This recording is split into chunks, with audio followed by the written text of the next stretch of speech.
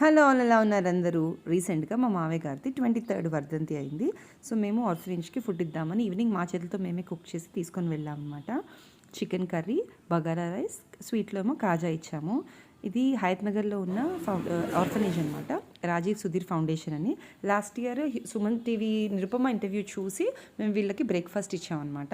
దీపావళి రోజు పడింది వర్ధంతి.